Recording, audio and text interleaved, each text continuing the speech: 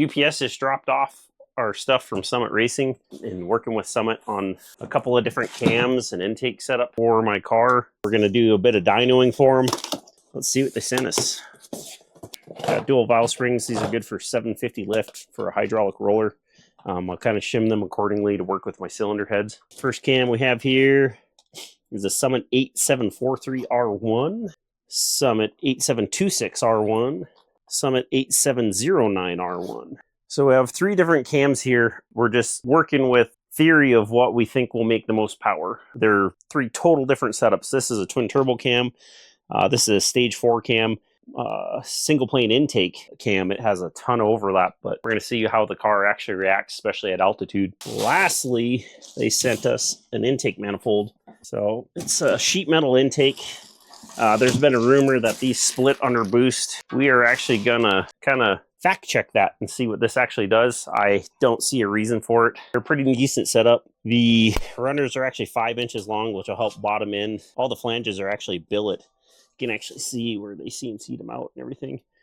The piece looks pretty good. Like I'm pretty impressed with it, especially for price point. It's actually a really solid setup. Fuel rails to go with it. Crossover, I probably will use my own fuel crossover I have built for the car. Around E85, so I flow quite a bit. But fuel rails look great. They actually come with all the adapters you need for different height injectors. Plugs they have are actually an ORB, the -6. I'll change those out to an ORB to a -8 for my crossover. They come with all the hardware and the O-rings to go with it.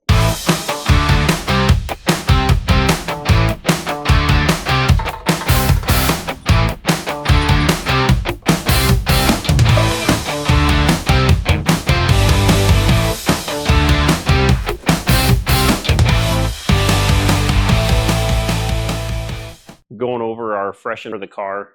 We have a PTC bolt together converter. We sent in our old one from last year, had it turned into a bolt together, so I can do stator changes really quick. When I had the transmission part, everything looked awesome in it. These were the direct clutches. For all intents and purposes, they were just fine. They didn't need changed out. I'd rather be proactive than reactive and just change the parts out. Got the transmission back up in the car already. Everything looked great in there. It was just a quick freshen. Put it all back together and back up in the car. So the reason I went to a bolt together converter over a conventional converters are welded. I actually have to send this in to get a stator changed in it. On a bolt together converter, I can actually take this apart, change the stator in it, change the pump, whatever I need to inside the torque converter to make some stall changes or make a car work a little bit better. Like higher altitude, you need to do a little bit of a stall change just to help the car make power or get off the line easier.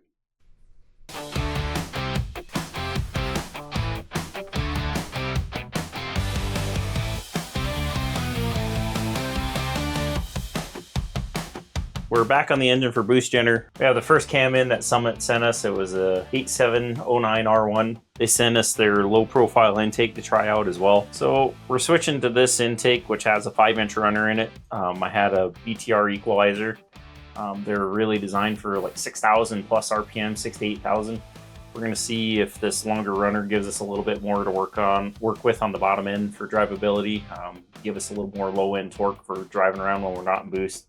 I drag and drive this car, so drivability is kind of a big thing for me. That under the curve power, the longer runner should make a difference. But in this, it's a 416, has Summit Pro LS pistons, rods, crank, main bearings, rod bearings, they're coated bearings, their timing set. We have a BTR shaft mount rocker, Comp Cams XDA push rod, Summit valve spring, went with titanium retainers, Trick Flow 245 cathedral heads. As far as an inline non-canted valve head, this is top tier. Just you're not going to find much better head for a cathedral port.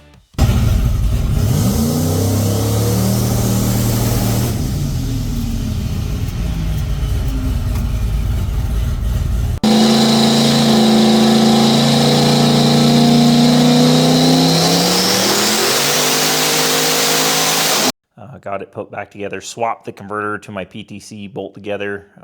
Had a 16.0 stator in it, I think.